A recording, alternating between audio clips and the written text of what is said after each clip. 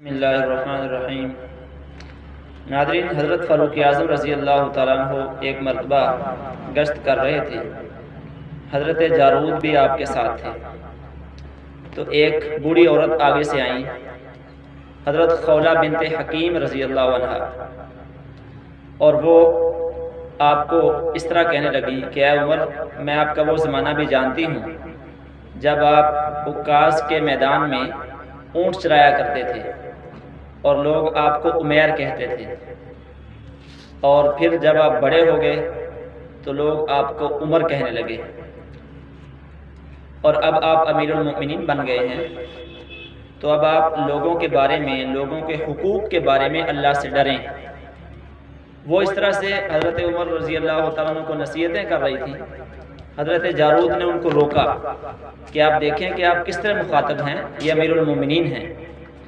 تو حضرت عمر رضی اللہ تعالیٰ عنہ نے خود کہا کہ اے جارود، ان کو کہنے دو، ان کو بولنے دو، کیونکہ آپ نہیں جانتے یہ وہ عورت ہیں جن کی صدا اللہ تعالیٰ نے 7ویں آسمان پر سن لی تھی، اور اشارہ کیا اس طرف۔ یہ 28واں سپارہ شروع ہوتا ہے سورہ مجادلہ سے۔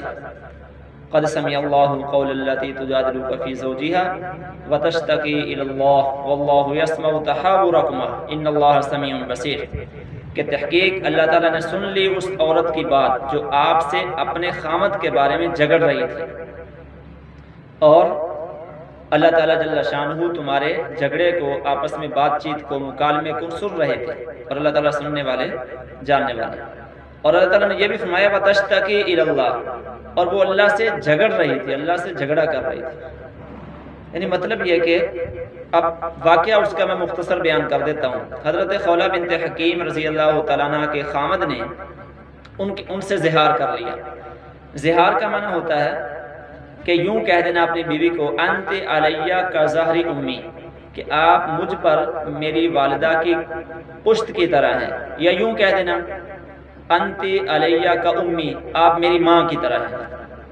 تو پرانے زمانے میں، زمانہ جاہلیت میں، اگر کوئی اس طرح اپنی بیوی کو کہہ دیتا تو اس کی بیوی اس پر ہمیشہ ہمیشہ کے لیے حرام ہو جاتی۔ تو اب ان کے خامد نے جب کہا تو وہ بڑی پریشان ہوئی کہ میرے چھوٹے چھوٹے بچے ہیں، ان بچوں کا کیا بنے گا۔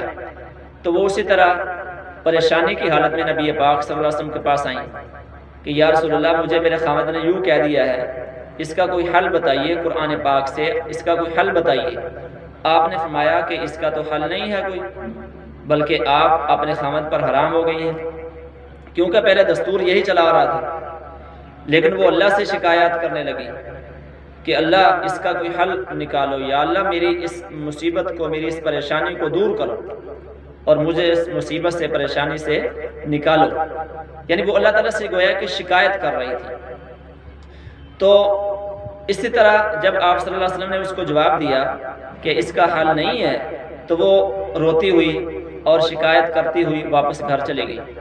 لیکن اللہ تعالیٰ نے اس کی فریاد کو سنا۔ قد سمع اللہ قول التی، اللہ تعالیٰ نے فرمایا تحقیق سن لیا اللہ تعالیٰ نے اس عورت کا قول جو آپ سے اپنے خامد کے بارے میں جھگڑ رہی تھی۔ تو اللہ تعالیٰ نے خود سن لیا۔ مطلب یہ کہ اللہ تعالیٰ جل شانہ نے اس کی فریاد کو سنا اور اس کا جواب بھی دیا۔ تو حضور صلی اللہ تعالیٰ علیہ وسلم نے جب یہ پوری سورت اتری، سورہ مجادلہ، اور اس کا نام ہی سورہ مجادلہ پڑ گیا۔ مجادلہ کا معنی کہ جھگڑا کرنا، باہم جھگڑا کرنا، جدال کرنا۔ تو حضور صلی اللہ علیہ وسلم نے حضرت خولہ کو بلایا اور ان کو کہا کہ آپ کے لیے خوشخبری ہو، اللہ تعالیٰ نے عرش سے آپ کے لیے آپ کے مسئلے کا حل نکال دیا ہے، اور آپ کی جو ہے پریشانی کو، مصیبت کو دور کر دیا ہے، پریشانی کو حل کر دیا ہے۔ تو ان کو کہا کہ آپ اپنے خامد پر ہمیشہ کے لیے حرام نہیں ہیں، بلکہ آپ کا حل یہ ہے کہ یا تو ایک غلام آزاد کریں، فَتَحْرِيرُ رَقَبَةٍ مِّن قَبْلِ أَن يَتَمَاسَّا الَّذِينَ يُظَاهِرُونَ مِنكُم مِّن نِّسَائِهِمْ مَا هُنَّ أُمَّهَاتِهِمْ، کہ تم میں سے جو کوئی اپنی عورتوں سے زہار کریں تو وہ ان کی مائیں نہیں بن جاتی، لہٰذا جو کفارہ ادا کر دے تو پہلے کی طرح وہ عورت خامد کے لیے دوبارہ حلال ہو جائے گی۔ چنانچہ کفارے کی 3 صورتیں رکھی گئی۔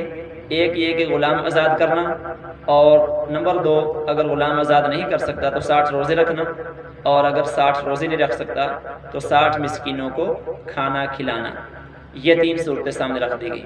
تو چنانچہ یہ تو پورا واقعہ میں نے مختصر آپ کے سامنے رکھ دیا کہ حضرت خولہ بنت حکیم رضی اللہ تعالیٰ عنہ کے مسئلے کا حل اللہ تعالیٰ نے قرآن پاک میں نکال دیا اور ان کی پریشانی کو دور کر دیا۔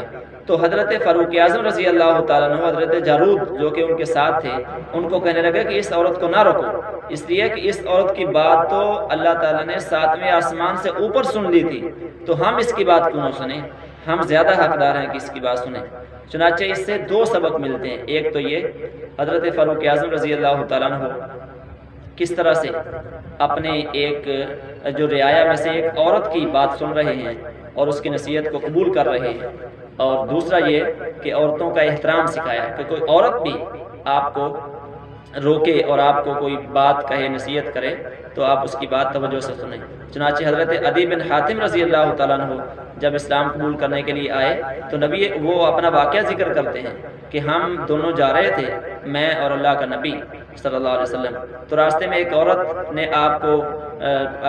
ایک عورت ملی اور اس نے آپ کو ایک طرف کھڑا کر لیا اور آپ اس سے باتیں کرنے لگ گئے اور آپ جو ہے وہ اس کی باتیں سنتے رہے، تو میں پاس کھڑا حیران تھا اور میں نے اسی وقت جان لیا کہ یہ اللہ کا سچا نبی ایسے ہو سکتا ہے، ورنہ بادشاہ تو کسی کی بات نہیں سنتے۔ تو اللہ تعالیٰ جل شانہ ہمیں بھی ایسے بادشاہ عطا فرمائے، اور اللہ تعالیٰ جل شانہ فاروق اعظم رضی اللہ تعالیٰ عنہ کے جو کارنامے ہیں ان کو ہمیں بھی زندہ کرنے کی توفیق عطا فرمائے۔